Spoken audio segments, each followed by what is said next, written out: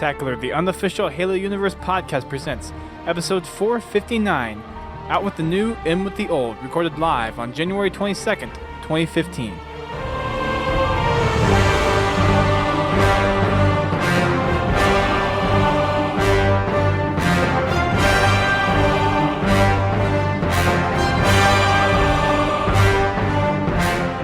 Hello, ladies and gentlemen. Welcome to Podtacular, the unofficial Halo Universe podcast. I'm your host, Duststorm. And I'm your other host, Haas. And tonight, we come to you without any Halo 5 left over, but that doesn't mean we have nothing to talk about. There's lots of news going on with the Master Chief Collection and lots of other things going on within the Halo universe, but let's talk about the end of Halo 5 first, shall we? It's been quite an empty place for the last few days, not having Halo 5 for me. What about you, Haas? I feel kind of like incomplete now. It's just been like, it's been so much fun to play Halo 5, and now we're back to the Master Chief Collection, and I don't know. It's hard to go back to Master Chief Collection, too. I've been trying to figure out how I want to fill this time. 'Cause Halo 5 was, I'm gaming. Oh, everybody's on Halo 5. Excellent. And then you come back and you're just... I feel Halo Master Chief Collection slow. I know. I don't want to do it. It's so different. It's a whole new Halo that we are looking at in the future, for sure. Right. But we don't even know if that's going to be what the new Halo is going to be, because there's a lot of feedback that 343 has received through everything that the people have played with, given their feedback on, through the forums and tweets and other communities, and we don't know what the final product is going to be. This is maybe a good idea of what we might be able to see, but there's no guarantee that anything that we saw in here is going to make the final cut. It's like seeing a prototype car at a car show, and then you just have to eagerly wait to see what changes they make until the release, because they do those prototypes so far out. Right. And now I'm just anxiously waiting for these next 9 or so months to just blow on by. I know, it's going to be so hard, but we still have plenty of achievements to get through the Master Chief Collection, and still plenty of games to play, and still plenty of bug fixes to wait for. all that stuff. We'll get to that in a little bit, but I want to kind of reminisce a little bit on my last day of the beta. We're not going to go too much into what our thoughts are. We're going to try to save that for next week. We're going to have some other people on the show to kind of dive into some of our thoughts behind the beta, what we really liked, what we didn't like, and we're going to save that for next week. And we'll probably have a write-up for all the staff here about it sometime within the next week or so. But my last day for the beta was kind of interesting, because it was... So the 19th was Martin Luther King Day, so it was a federal holiday for me, so I could stay up and play the beta. And it was one of those things where, if you remember Halo 2, when everyone tried to stay on after they were supposed to turn off the servers, but it was really no one else could log into the system, I managed to stay on for an additional 2 hours after the servers were supposed to be turned off, and I kept getting games when other people got kicked out. I tried to get Biowolf in, and he got the message that said, "Thank you for playing." Couldn't get back in, and other people were getting the messages, and there were some of us who were streaming and were able to still play, and I managed to play for an additional 2 hours till 5 o'clock in the morning on Monday morning, Eastern time. Yeah, it was ridiculous. By the time 5 o'clock came around, because I was still able to find games, I was finding, and the strange thing was, I was finding games almost instantly, whereas when there were a lot of people were on, it took me maybe 20-30 seconds to find a game, and it was just like popping like crazy being able to find these games and getting into them. And I have to say, the last night of the beta was by far my best night ever.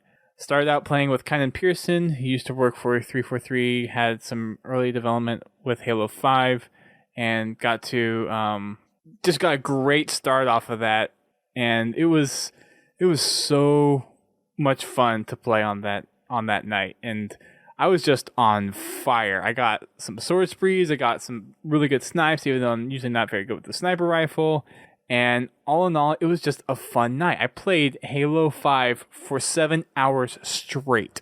Whoa. Yeah. That's old school. So as far as just kind of how that was. It was kind of like a bittersweet. It's like I don't want to stop playing this game, but I have to get some sleep. So as far as being able to play the beta, it was awesome. Being able to just kind of keep on playing, and I streamed for a bit, and Green Skull and Drax and Uni Shack and Lair was in there, and a few other people hopped in the stream as I was streaming for the last few hours. And I tried to do something where I kept my Xbox on overnight and then tried to come back in the morning and see if there were still games going. Funny thing was I could still search for games even though the servers were actually shut down. So I got in touch with Josh Holmes and verified that the servers were in fact shut down even though I could still go in and search, but it wouldn't have even launched any games if I managed to search with anybody. So as far as I know, I may have been one of the last people on the Halo 5 beta, may have been, maybe not. I don't know how you get kicked off. Josh Holmes said that not everyone got the message and not everyone was basically kicked out in the right way, so you could just hang there without getting properly kicked out. So I was one of those people, so I found it was like, nah, I'm going to shut off Halo 5, and it was like, oh, I don't want to do this, I really don't want to do this, and then it's like, there it goes. The decision you know you're about to regret. I know, but no one else was even playing. There weren't any games played. All the servers were actually shut off, so I feel a little bit better that I didn't miss any opportunities. But what was your last experience like with Halo 5? Did you play on the last day at all, or did you not get a chance to do it? I got to play the day before the last day. Bunch of my old Halo 2 clan buddies were on, and so we tried to get a couple parties going, and we had actually pretty good success. I only had a few bad moments with the beta. The last week and the first week, I think, were my hardest points. I have a really hard time with assault rifle starts. It's just not the way I've played Halo for so long. It's really hard adjustment for me to think in that mindset. But yeah, the second to last day, it was kind of fun. It was friends from 10 years ago, and still being able to play with them and just like catching up, and we're all adults now. We were kids back then. It's just crazy to see how we've come around and that we all still have this one passion in common, and it's just fun. That was my last experience, and it's more of a social experience than it was, we were dominating the battlefield, which we were, but it was like, when I reflect on it, it's like the social, like, I don't know what the right term is. It's that old school feeling. Right. I know what you're talking about. Yeah. It's so nostalgic. Yeah, nostalgic. There you go. There you go. So, well, that's good. So the AR starts kind of remember back to Halo 3 when it was first AR starts? Yes. That's kind of like what it's alluding to, but the AR has that medium range because of the smart scope, where I was actually using it pretty effectively on that last day. Yeah, I think it's just like how you approach situations that's different. Yeah. Because it's the bullet spread, things like that. It's just, it's different. When I have a BR, I'm like, okay, I can kind of sit back, but if I need to push, we can push together and we can just clean the floor. But when you got that AR, you just kind of, okay, I need to be, your instant mindset, just because of the history with the AR, is I got to get up close and I got to start working on these guys and see how big of a sponge they can be this time. Right. And so it's like mind trick. Halo 5 definitely had like these Jedi mind tricks that they were doing to you, because even on the weapons that you could now with the smart scope on the AR, SMG, sometimes the pistol, I don't think, I need to scope, because I've gone over 10 years without scoping on some of those weapons. So it really does kind of mess with you, especially if you're bouncing between Master Chief Collection and coming back to Halo 5. It was awkward at times. Right. And one of those things with the weapons, like you said, is just that, at least for me, the changing of the scope for at least like the pistol, having it have that holographic sight and then the AR holographic sight. Yeah. Like, I didn't really notice it at first, but as I kept playing, it kind of messed with me a little bit. Kind of like how you were saying. It's like, it was, for the AR, it was very useful, but for the pistol, I couldn't use that thing to save my life. No, that was my least favorite pistol in the Halo game franchise. I would have to agree. I would have to agree with you on that. And that's coming from Halo 1 going into Halo 2 and being disappointed there because I wanted my 3-shot pistol.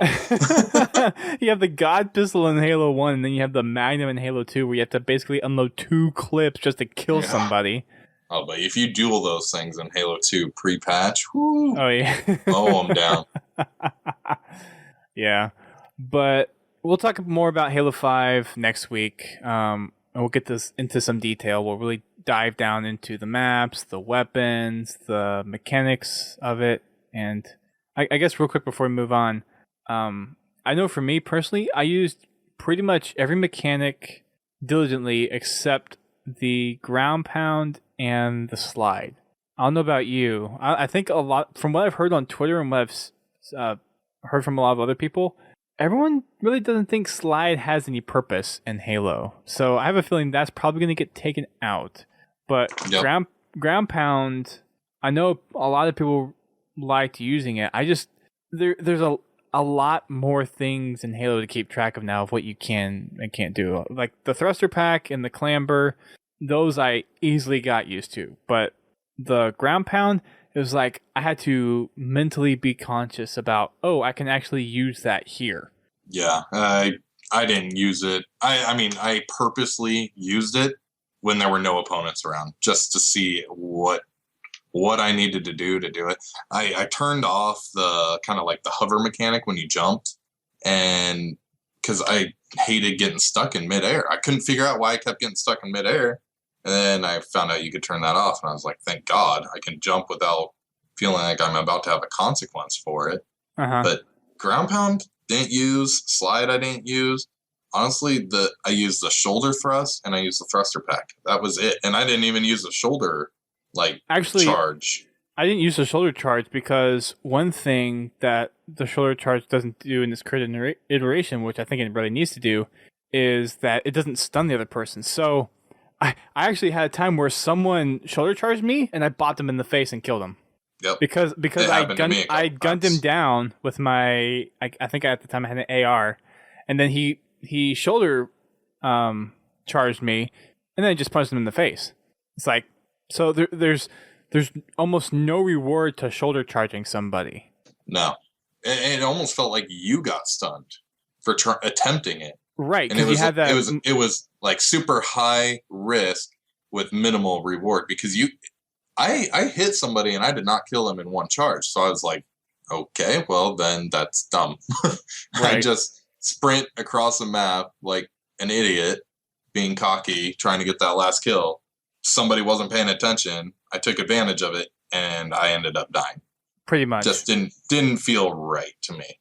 I don't think it's going to be removed, but I think it's going to be severely tweaked. And I think having a stun on the receiving end is going to be that balancing act.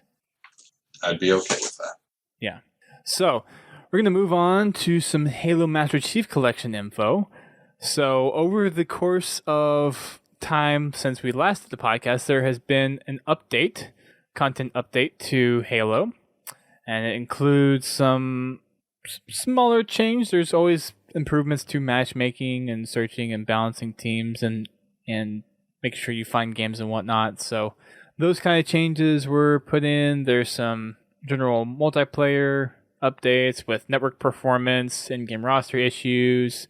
There's also some campaign fixes with stat tracking and some other things that are happening in-game with Halo 3 and 4. Some UI elements, some other little stability things with the Master Chief Collection. So nothing very significant from the update that we got, and this was an update that was released on the 19th, so on Monday this week. But we're supposed to get another big update here in the near future, and to that effect, 343 has actually started a content update beta. Now, to get into this beta, you have to be an Xbox Dashboard Preview member.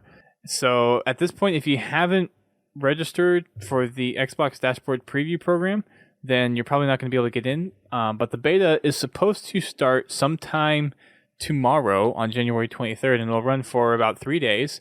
And it's really to test out the patch that they're going to be pushing out within the next patch that's coming in within the next couple of weeks.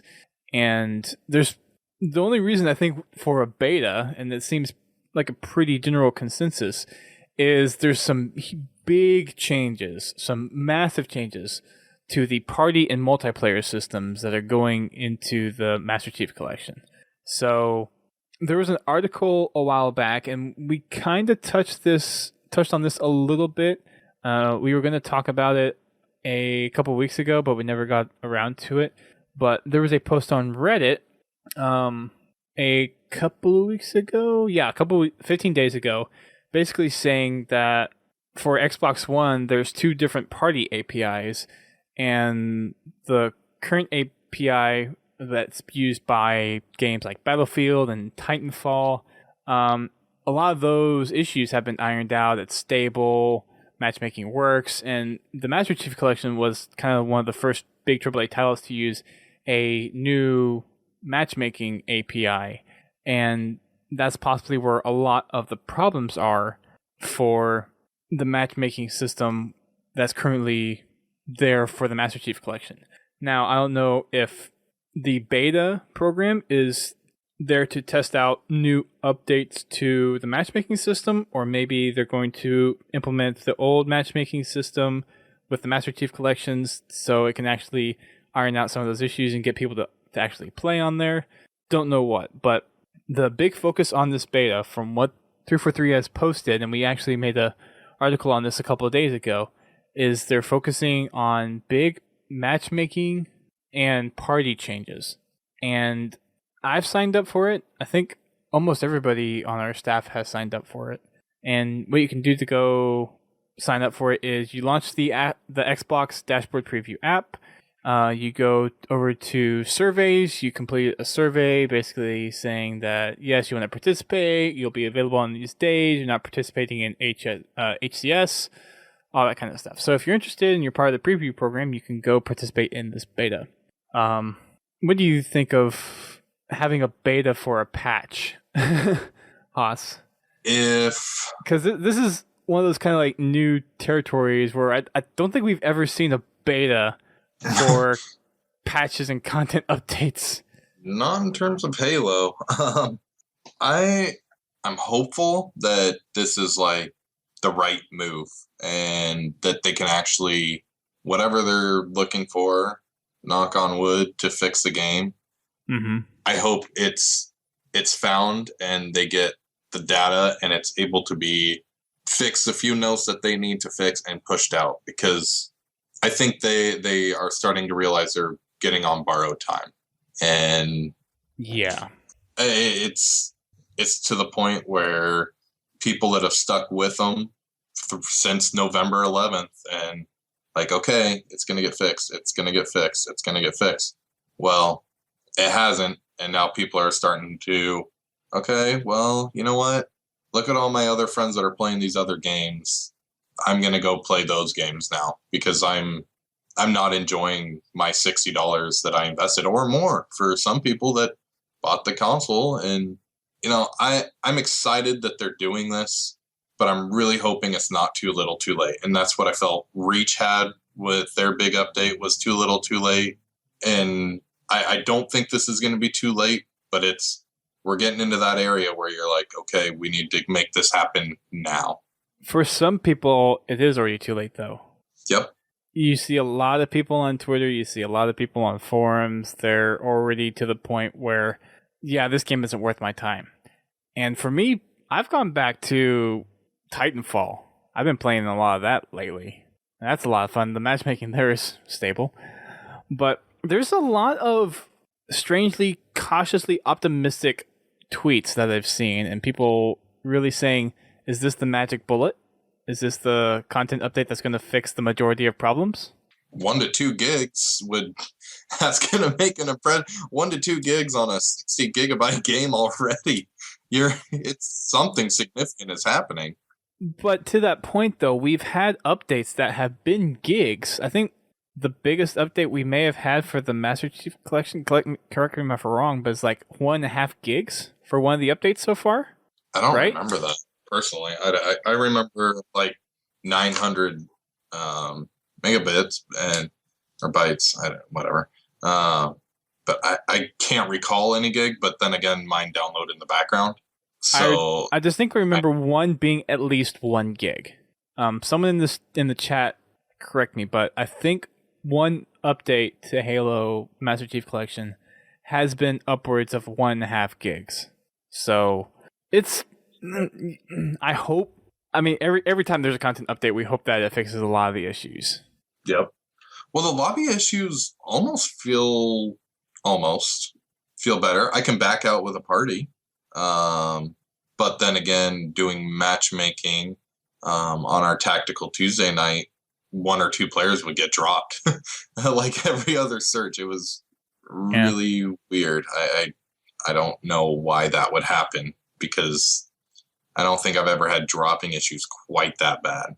And the search times are a lot longer, to be frank. But So Laird said that the biggest one, the very first patch after the day 1 patch was 1.9 gigs. Yeah. So we've had large patches already with the Master Chief Collection, and from what they've said, and I don't really find any reason to not believe them, but overall the system has gotten better, but there are people that still get adversely affected by every content update. I know one person, Gagnon, the latest update broke his matchmaking completely. He cannot find any games where he was able to before. I'm close to that. I'm not sure how you go backwards in something like that, to be perfectly honest. This is my kind of opinion. I feel, per that Reddit post and everything else, I feel like they've been throwing these Band-Aids on an infected wound just to kind of like try and keep everything contained and like maybe tighten it up a little bit, while somebody else on the side is working on the entire, this is a procedure we have to do to get all the crap out and make this the golden goose everybody expected in November. That's my heart, like my inner Halo super fanboy. That's what I'm hoping. And I'm trying to be hopeful about that still. So we'll see. Yeah. It's going to be one of those things that, as far as like just more content updates, and they really, it's a hard position to be in, because it's a game that everyone was very highly anticipating, and now it doesn't work in the way that a lot of people were expecting. And it's another 10 months until Halo 5 comes out. What are you going to do between now and then? You don't want to have people not playing Halo, so they're going to try to keep fixing it as much as they can. Unfortunately, it's been so long. It's been more than 2 months since the launch of the game, and that's really more than enough time, or should be more than enough time, for you to get a game to actually be stable and working. Yep. More than enough time.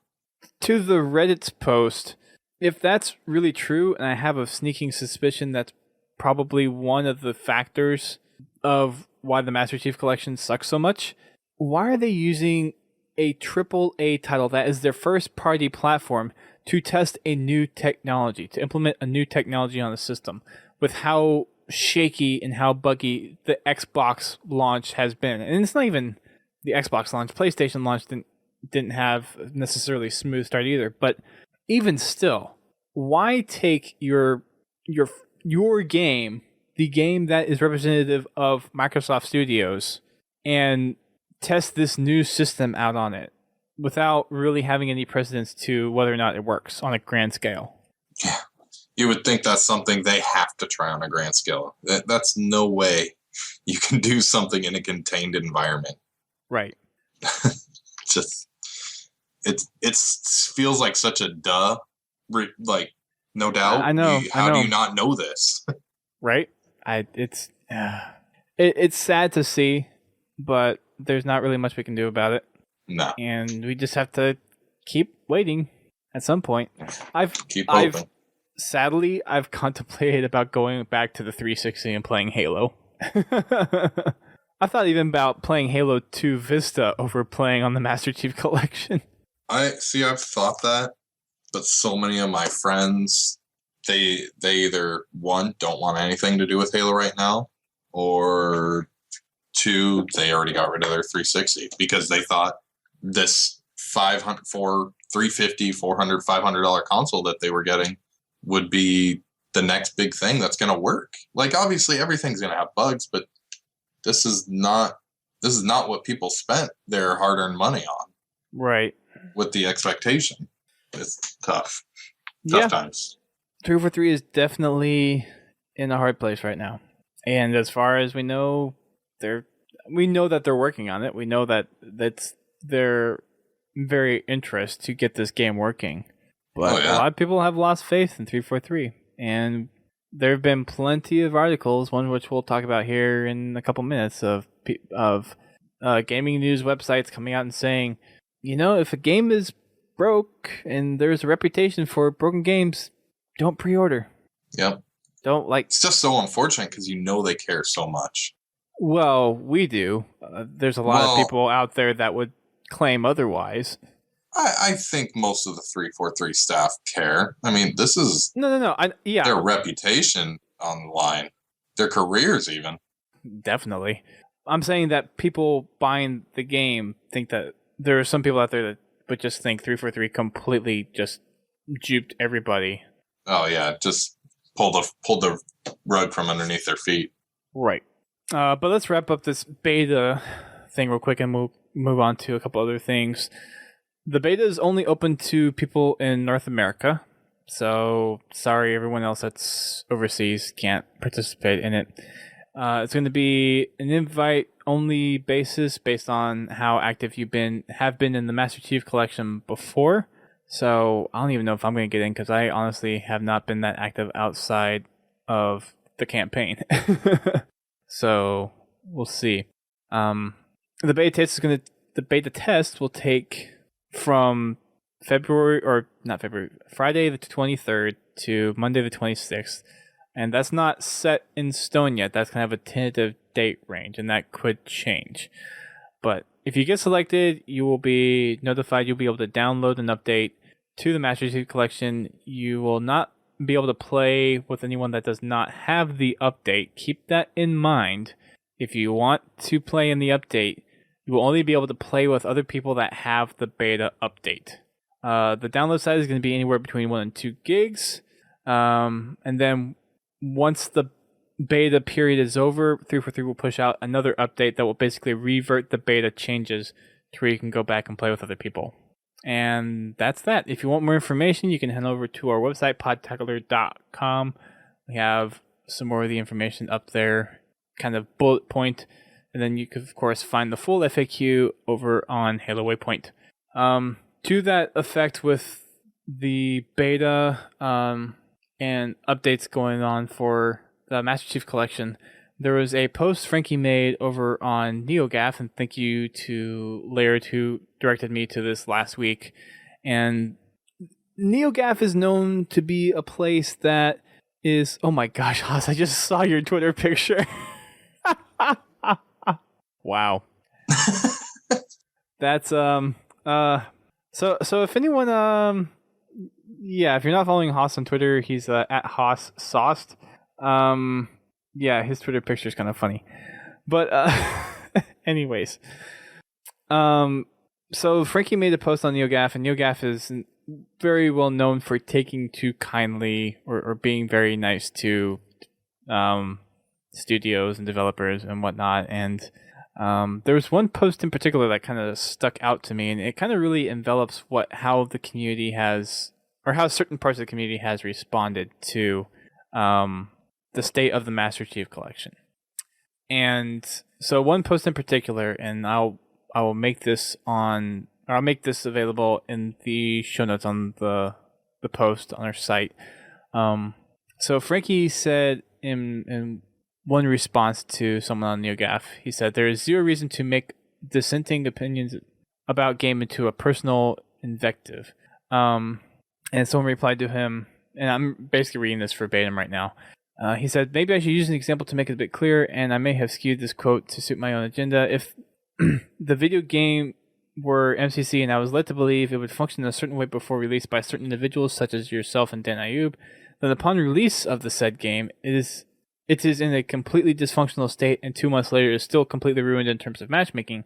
Would it not be fair to form a personal vendetta against people that mislead thousands of people into purchasing a $400 console and a $60 copy of their game that doesn't work as initially stated?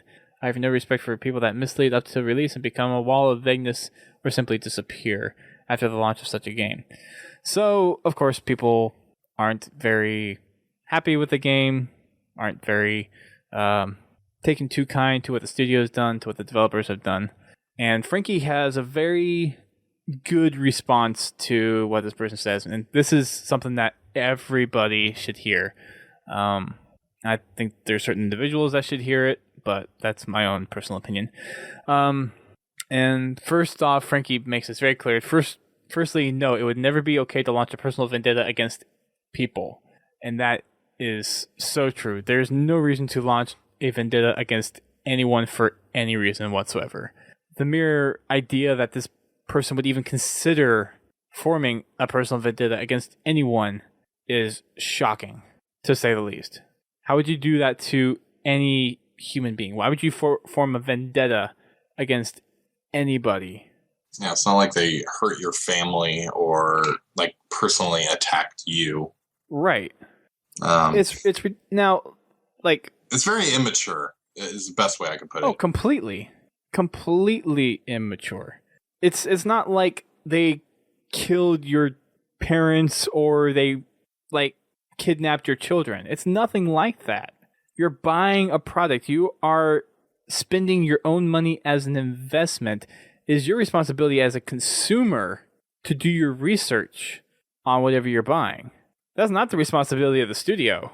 The studio could put out whatever they want if they really want to do that, but it's the responsibility of the consumer to do the investigation, to do the research, to know what it is they are buying.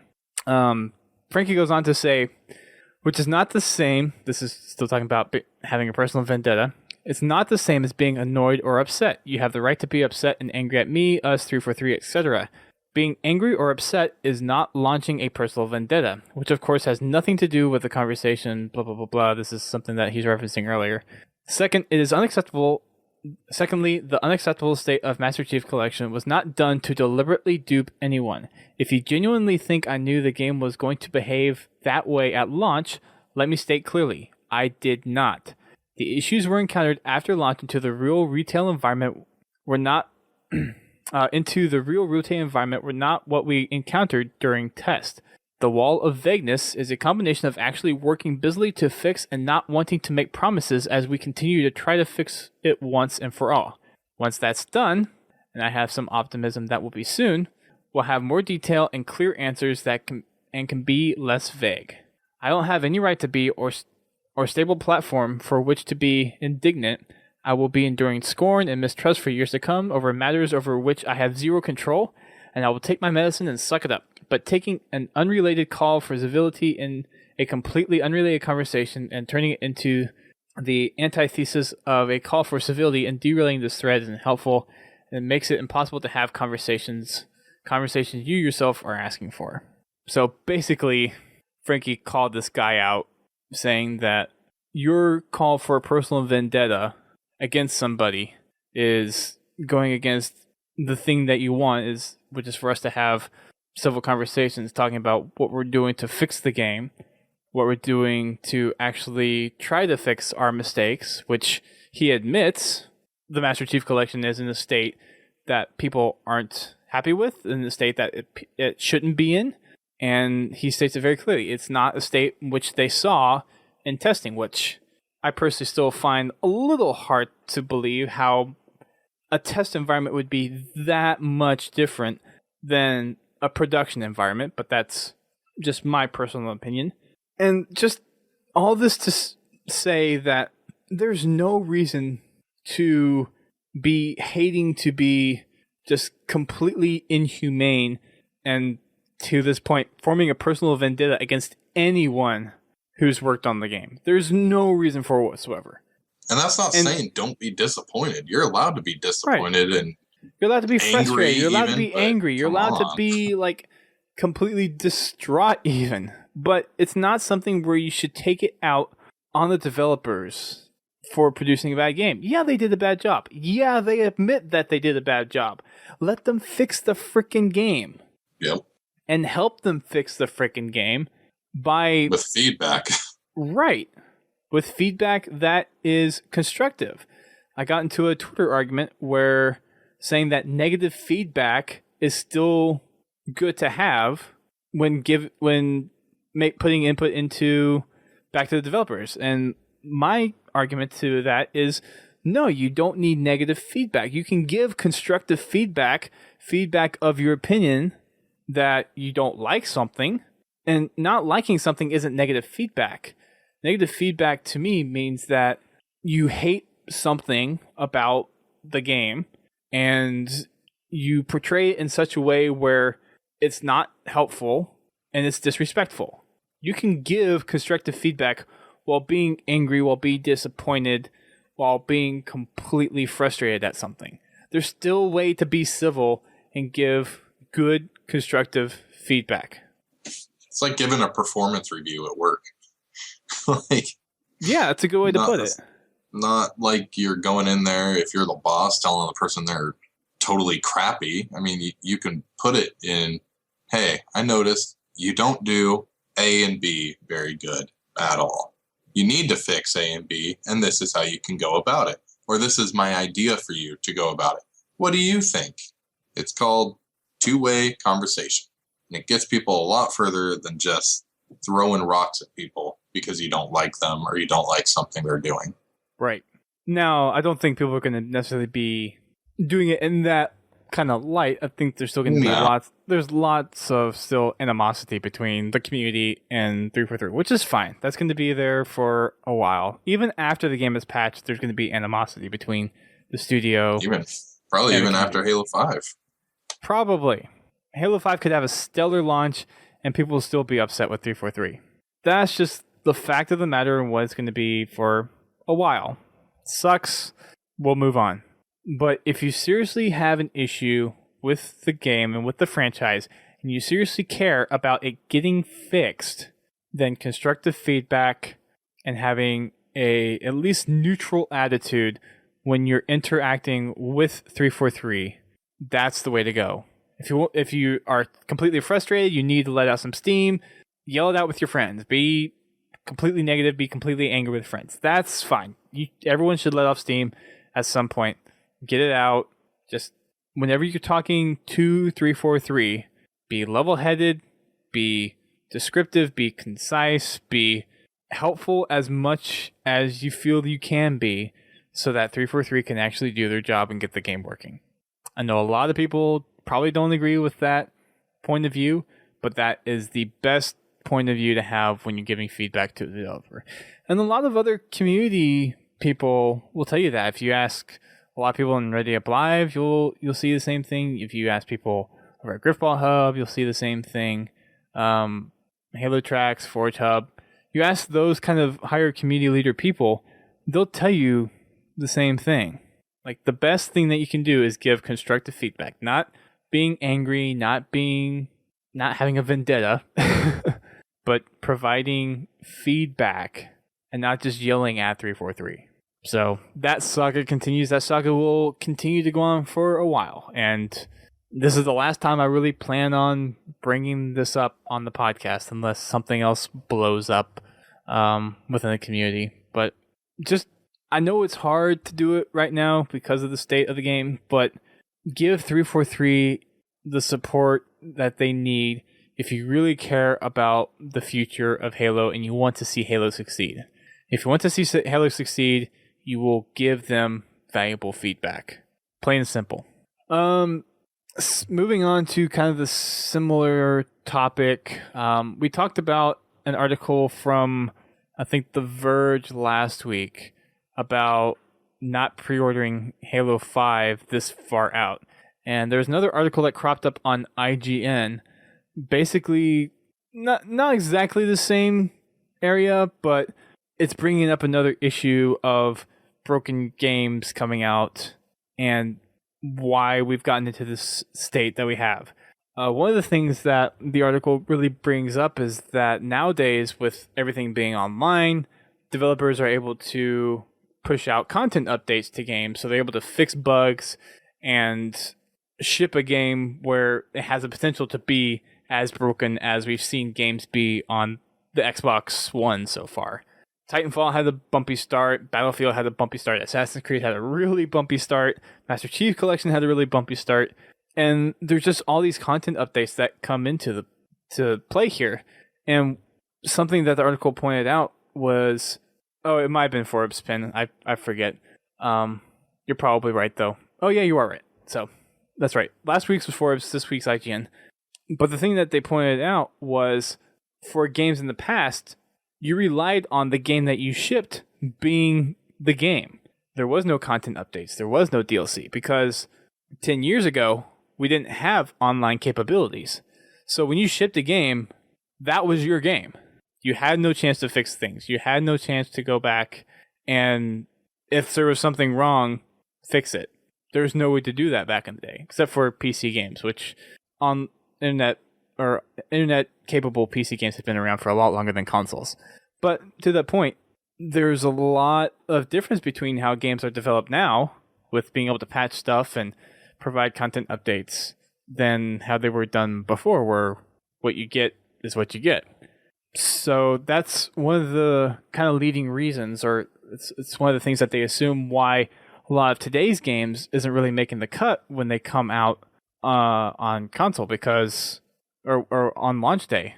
And you look at some of the games that have come out just for the Xbox One, there are huge day one patches that have to get put into play, because once the game goes gold, they're still working on the game, which doesn't make any sense when you're looking on games back in the 80s and 90s versus now, where there's just that whole disconnect, and the risk for having a game that completely flops because it's broken is reduced in the sense that you have the ability to push content updates, which another thing that the article mentions is a saving grace to games that can get fixed within a couple of days, but it also hurts a lot of games that, for example, the Master Chief Collection, 2 months out, is nowhere near fixed. Yep. And it's not even limited to just Xbox either now. Like, this is a PlayStation issue. Even in the article, it talks about PlayStation's Drive Club. That game was delayed by a year, mm-hmm. and they're still fixing that game. Like, that's scary, because that's PlayStation invested a lot into that. Microsoft's investing a lot into Halo. What if a year from now we're looking at games still, this game not being what we anticipated it being? I don't know. It freaks me out. Yeah. It's the world that we live in, but it's a world that the best way to counter that is to speak with your wallet. If a game comes out and day one is not the game that you want, you take that sucker back, or you wait to get reviews of the game before you go in there. It sucks, at least for us being a Halo fan, and I know for us here on Podtacular, it's a hard decision, because we want to see Halo do well, and honestly, we want our collector's editions because we're big fans. But we also see the same value where, speaking with your money, that's the most power the consumer has over a game. If a game doesn't sell, then the developer knows that the game that they made wasn't a game that lived up to the expectations of the consumer. And that's the only way that they're going to learn that, oh, we completely flopped on this, we completely fell on their faces, we can't do this again for our next game.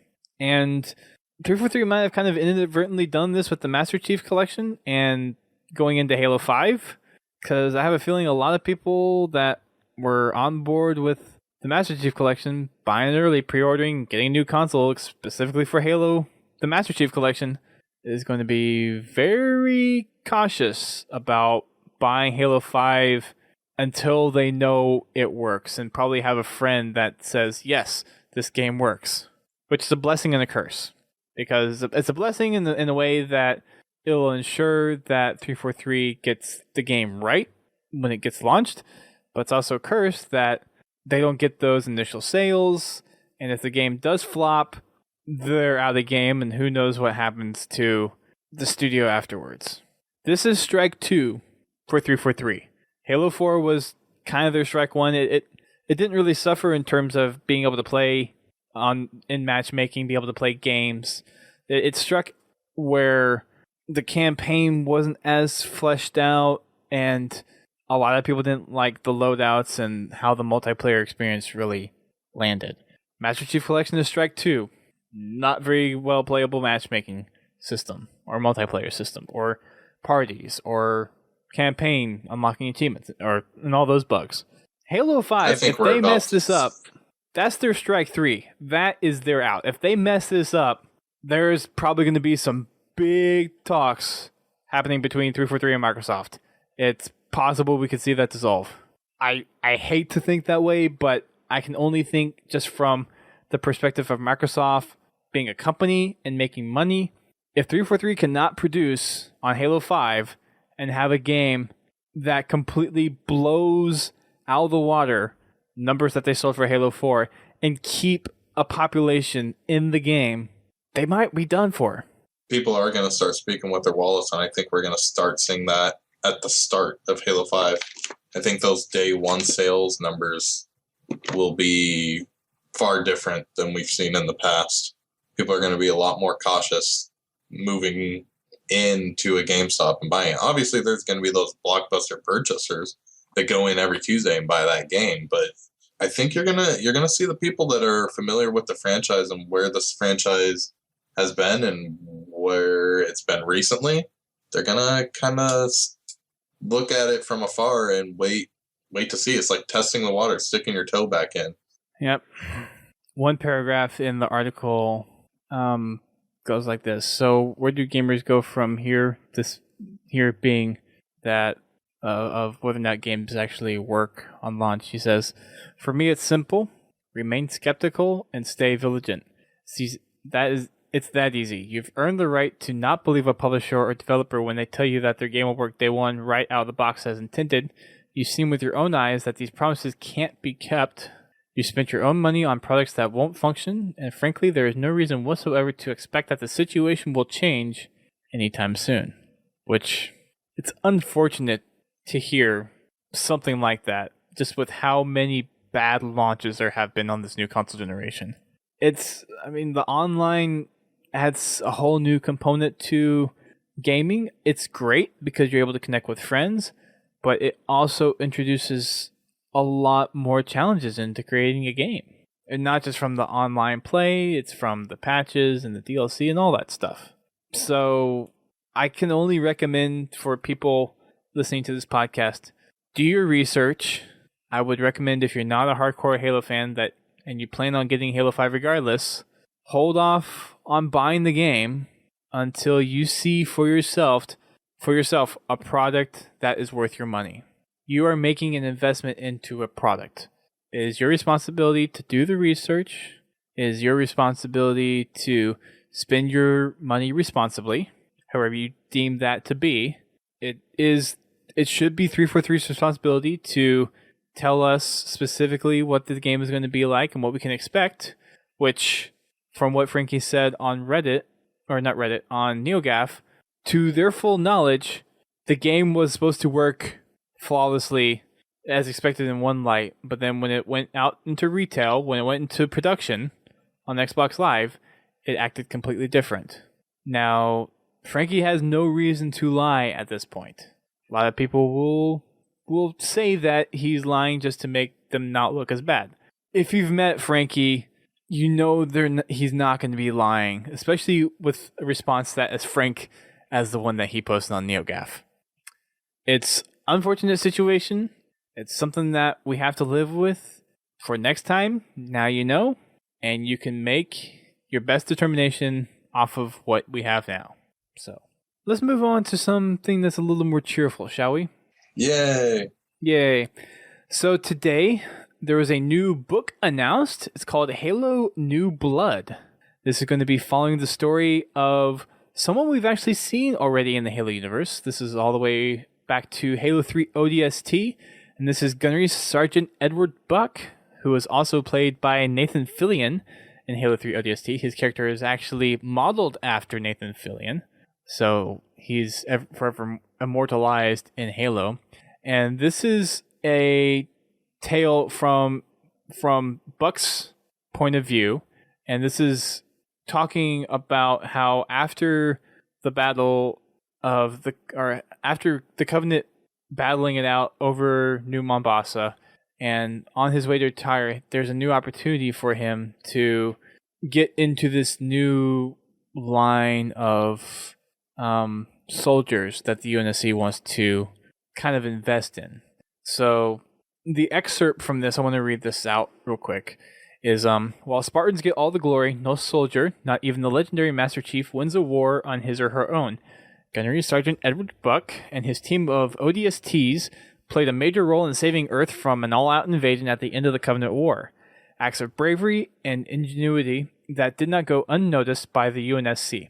Now, after many Spartans have been killed in battle and the Master Chief is listed as MIA, the UNSC decides to create a new generation of Spartans to defend humanity from threats both outside and within.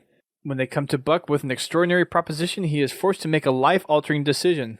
With the Covenant War finally over, is it time for him to finally retire to the sidelines for a life he can only dream about? Or is he prepared to step up and become a part of the military's New Blood? So New Blood is supposed to be a first digital short novel written by Matt Forbeck, and this is a name I honestly have not heard before. If anyone has heard of him, he has written in series such as Blood Bowl, Guild Wars, Night of the Silver Dragon, Eberron, and he has a few other novels that he has written as well. I personally have never heard of him, like I said. Grim Brother 1 actually has a Cannon Fodder segment doing a Q&A with him on Halo Waypoint, so you can go check that out. Matt Forbeck is a big Halo fan. He really enjoys Halo 3 ODST, and judging from the FAQ, he really enjoyed writing the story, going in and actually capturing the essence of Buck, all his mannerisms, all the way that he interacts with people, how he really cares about his fire team, and really kind of ironing out this story. So as far as we know, this is going to take place after the events of Halo 3 ODST, and I don't know if Halo or if Master Chief being MIA is referencing MIA after he was discovered in Halo 4, or I think after Halo 3. I'm going to lean on the side this is MIA after Halo 3. So this book is probably going to be placed within that time frame. I'm kind of excited on this one. It's good to see some more ODST love. I would like to see. I think a lot of people would like to see Aaron Nyland back and writing a novel. I think everyone who's read the Halo books really enjoy his kind of the way he presents a lot of the Halo fiction. But it is nice to see 343 is kind of reaching out to this different talent and really kind of expanding the universe while we're waiting for the next big thing of Halo 5. Being a digital short story or a short novel, that kind of has me not necessarily interested, but kind of scratching my head on this one, because I've bought all my Halo books on paperback or hardback if that's the only one that they come out with initially. So in essence, I have an ebook reader because I have a smartphone, but I don't like reading stuff on bright screens, especially if I'm sitting down to read it. Yeah, feels weird. And they say it's digital first short novels, so I'm hoping that means that eventually they'll come out in physical form, but for the time being, I guess I'm going to have to read it on my phone. So it's supposed to be coming out on March 2nd, if I'm not mistaken. Yeah, it'll be available for purchase on March 2nd. And there'll be another Q&A with Matt by Grimm once the book is out. They have some stuff that they go into spoilers on during the Q&A, but you'll be able to pick this up in about a month and a half. I'm assuming on probably any kind of e-reader platform, so whether it be Kindle or I don't know, Audible. I don't even know what platforms there are really for books outside of Kindle. But whatever platform you read your stuff on, I'm guessing it's going to be out on one of those. Yeah, I think the story will actually be pretty cool. There is a huge ODST fan base, and being able to get one of probably the most popular characters, mainly because of other sci-fi franchises he's been part of as well. But this is cool, and I'm like you said, I'm glad they're acknowledging it. I'm also kind of curious if this is maybe hinting at future plans that they may have for games or some other form of media for us. Yeah. Anyways, moving on to a couple other things that we have just kind of wrap up the show. Reclaimer Radio, which is the kind of reboot of HaloGAF Radio, has their own website. So you can head over to reclaimerradio.com, and they're on episode 4 already. I've only actually listened to the first episode, where they kind of reintroduced what they were doing with it. So there's another good Halo podcast. I definitely recommend it. So if you go over to reclaimerradio.com, you can download their latest episode and download their past episodes. And I believe they are on iTunes as well, so you can find them through there. So definitely check them out. It's a really good show, kind of one of those good other gems of Halo podcasts that are out there. And I think that's all I had for tonight. You have anything, Haas, to bring up, or are we kind of good to wrap this up? Join us on the community full side. There you go. Game nights. Game nights can be a blast. We like having people there. So tell us about these game nights. Well, on Tactical Tuesday, it's our Tuesday game night. This is really Godzilla Taw's thing. If you're not following him on Twitter, please do so. He's going to give you a lot more insight than I will. But at 8:30 Eastern, 5:30 Pacific, we are doing matchmaking or more competitive style gameplay. And then Wacky Wednesday, same time on Wednesdays, we do the more unique side of Halo, and we test other people's creativity and we put it to good use, is the way I like to look at it.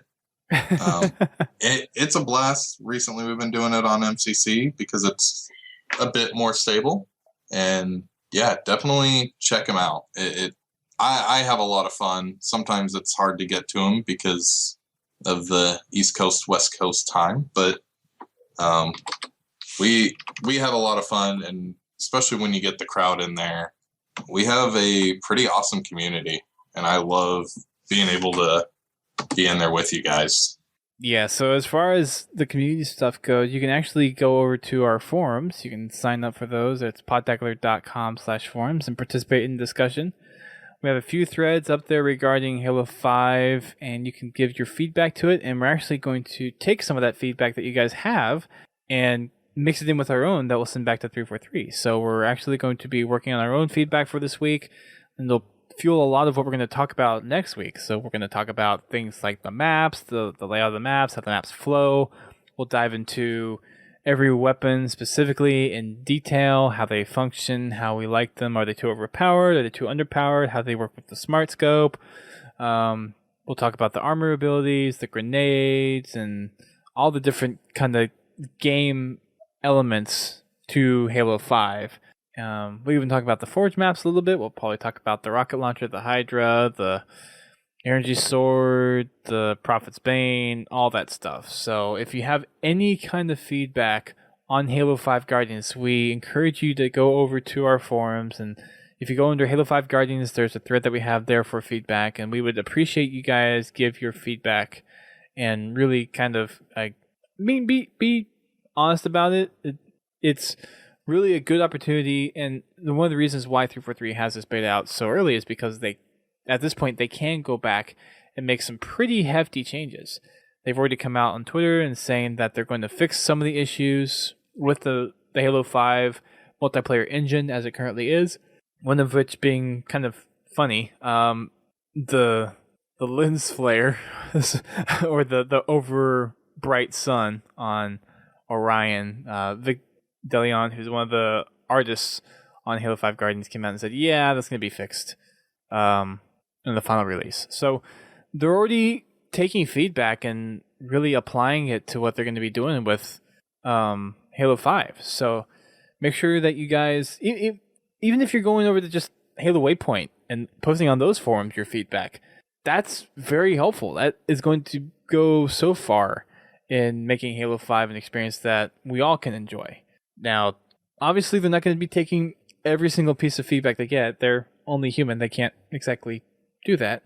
But they're really going to be looking for a general consensus on what the community thinks and what the community really likes, really doesn't like, maybe some changes that they would like to see, all that kind of stuff. So make your voice heard and give some feedback. As far as the game nights go, make sure you check those out. There are some forum threads up there that kind of give a little more information. Haas gave you the rundown, but if you want a little more of the juicy details, Godzilla has some posts up on the forums that you can go check out with all the details on what, when, where, how, all that stuff. So make sure you go check that out on the forums as well. Make sure you check out our social networks. We are on Twitter, Facebook, Instagram, YouTube, all that stuff. If we have it, then you can probably get to it by going to podtacular.com/whatever. So Godzilla has actually been working on a new series that we're going to upload here within the next couple of days. That's going to show you how to get the most out of your campaign runs in terms of achievements. So there are a lot of campaign achievements. There's lots of opportunities for you to get achievements in the campaign, but there are some achievements that you might want to try to get in one run if possible, if you are achievement junkies like the rest of us here on staff. So that's going to be coming out first episode here in a couple of days, and I would assume that every 2 or 3 weeks or so we'll have new episodes of that. And that's just kind of beginning our video stuff that we kind of want to work on. So huge shout out to him. He's done an amazing job with it. I hope you guys really enjoy what you're going to see out of this. And I know he's put a lot of time and effort into this. So Godzilla, I don't know if you're in the chat anymore, but thank you for all your effort. And I hope you guys are able to go watch it. If so, you can head on over to podtacular.com/YouTube and you'll find it over there in a couple of days. Something else that we're working on. Haas, is it okay if I announce this? Yeah. So we are working on a little tournament here over on Podtacular. It's going to be kind of for fun, but we are going to have prizes to give away. So we have posters, we have Mega Blocks, we have little giveaway items from conventions that we have lots of, but we're only certain people, so we wanted to give it to you guys. So we are working on a tournament ladder right now and kind of iron out some rules for what we kind of want to throw this tournament to be. So in about a month or so, we'll probably be doing the tournament, and we'll have once we get more details, we'll post up what the bracket's going to be, what the prizes are going to be given away. We're not going to be giving away much in terms of like monetary value. We'll probably have some like Xbox Live credit that will be given away, but most of it's going to be items that we have, like physical goods to give you guys. So again, like posters, Mega Blocks, collectibles items, all that kind of stuff. And we hope that you guys can participate. It's going to be, I think we voted FFA is kind of the style we're looking at. Free for all. Right. So we'll have more information probably within the next 2 weeks or so on how we want to do this, and we're looking for you guys to kind of help spread the word, get some people on board with this. Even if you just want to get on to have some fun, go ahead and sign up. It's open. It's going to be open to everybody. There's not going to be any particular requirements other than you have to live in a place where you can play. There are going to be certain restrictions on things that we'll be able to send overseas, but smaller things we might be able to get away with. Depends on who signs up and how they sign up and where. So that'll be tentative, but just know if you're playing overseas, you're not going to be restricted from playing in it. It might be a little iffy on actually getting certain prizes to you. But we'll have more information about that here in the next couple of weeks. Even if you don't think you're going to win, that's not to say there might be a prize for some people that don't finish in the top. Just saying. I see. New developments here. Exclusive. Breaking. There you go. A couple more announcements before we head off for the night. The next big HCS tournament is going to be at Gamers for Giving, which is going to be February 21st and 22nd. It is a platinum level event, and we will be hopefully kind of covering that as the event goes on. I forget where that one is. Do you know where that one is, Haas? No, I could look it up. Hold on. Okay, look it up real quick. And you can now buy Nightfall. That's right. You don't have to own the Master Chief Collection anymore to watch Nightfall. You can now go buy it, I believe, for $15, something like that. So yeah, you can go buy it now, watch it on Halo Waypoint, and you do not have to have the Master Chief Collection for that anymore. And they've also been uploading RVB episodes from Season 12, and they have little second stories attached to them as well. So if you are a fan of RVB and want to see some extra content that you may not have caught before, I know that the second story stuff has been sponsor-only content. So if you want to catch some of that, you can head on over to the Halo channel or I think it's actually under Originals. So you can go over there, and right now the first 3 episodes are up for Red vs. Blue Season 12. Did you find that location yet? I don't see a location. It just says EGL European Wildcard and Gamers for Giving. That's all I don't see a location. We'll try to remember to talk about it on the next show. Yes. So thank you everybody for tuning in. We appreciate you guys being here. Remember, we do this on Thursday nights every week at 8:30 p.m. Eastern Time. So check on by, get your Halo fill for the week.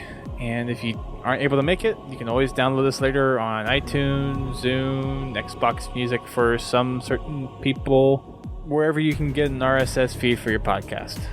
Stitcher as well for those on Android. And make sure you just check us out if you're listening to us either downloaded or live, and wherever. We appreciate all the support that we get, and we appreciate all of our listeners.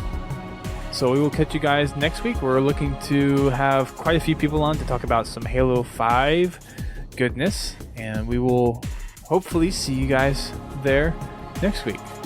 So on behalf of Haas and myself, thank you for tuning in. This has been episode 459. We will catch you later.